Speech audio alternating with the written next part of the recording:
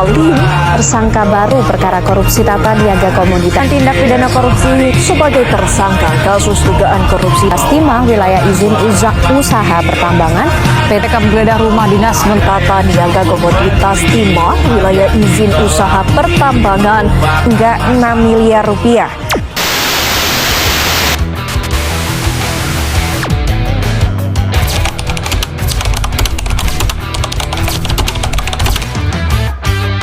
Halo Sobat Politik, pada video kali ini aku akan membawakan berita mengenai dampak korupsi terhadap masyarakat dan pembangunan di Indonesia.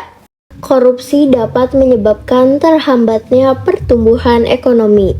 Sebagai contoh, proyek infrastruktur yang seharusnya dibangun dengan anggaran tertentu mengalami pembengkakan pada biaya akibat dikorupsi, yang mengakibatkan proyek tersebut tidak berjalan dengan lancar dan tidak sesuai dengan rencana. Korupsi juga mengakibatkan konflik sosial di kalangan masyarakat dan ketidakstabilan politik di suatu negara.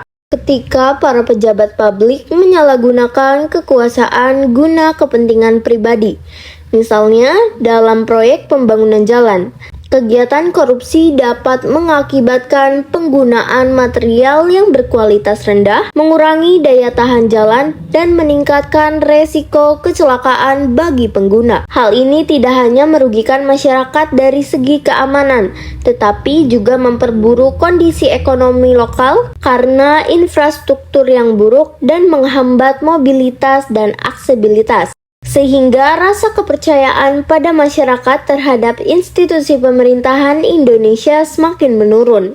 Rasa ketidakadilan yang dirasakan oleh rakyat menyebabkan ketidakpuasan yang besar, seringkali berujung pada protes, demonstrasi, atau bahkan konflik terbuka. Dalam konteks ini, masyarakat yang merasa terpinggirkan dapat bersatu untuk menuntut adanya perubahan. Selain itu, korupsi tidak hanya menghambat pertumbuhan ekonomi, tetapi juga memperburuk kesejahteraan masyarakat, khususnya pada sektor kesehatan dan pendidikan. Dalam konteks layanan kesehatan, praktik korupsi dapat mengakibatkan pengalokasian dana yang tidak tepat dan pengadaan barang dan jasa yang tidak transparan, seperti dana yang seharusnya digunakan untuk pengadaan obat-obatan dan peralatan medis disalahgunakan, sehingga para pasien tidak mendapatkan perawatan medis yang layak, terutama di kalangan yang kurang mampu. Pada sektor pendidikan,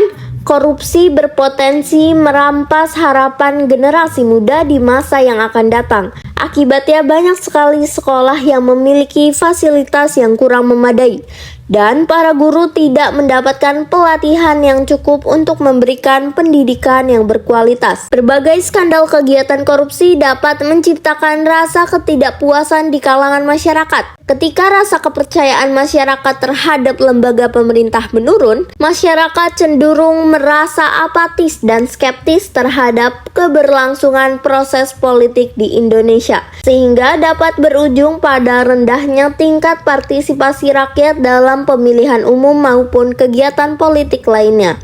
Dengan meningkatkan transparansi, akuntabilitas, dan keterlibatan masyarakat dalam pengambilan keputusan, peningkatan ini akan berdampak pada negara Indonesia, yakni dapat membangun kembali rasa kepercayaan terhadap pada kalangan di masyarakat. Dengan mengatasi akar permasalahan ini, diharapkan dapat membangun layanan publik yang lebih berkualitas, berkeadilan, dan berkelanjutan bagi seluruh lapisan masyarakat. Di era digital saat ini, teknologi informasi juga menawarkan banyak peluang untuk mendukung transparansi.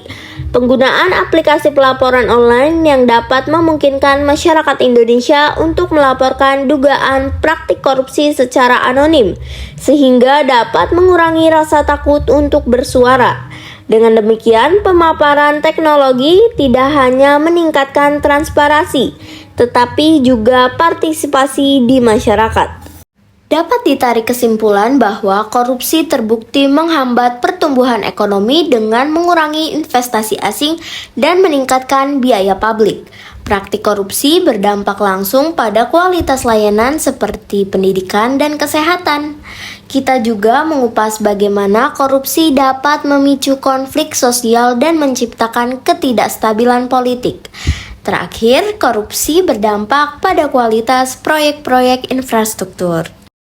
Tidak terasa kita sudah berada di ujung video. Sampai bertemu di video selanjutnya ya.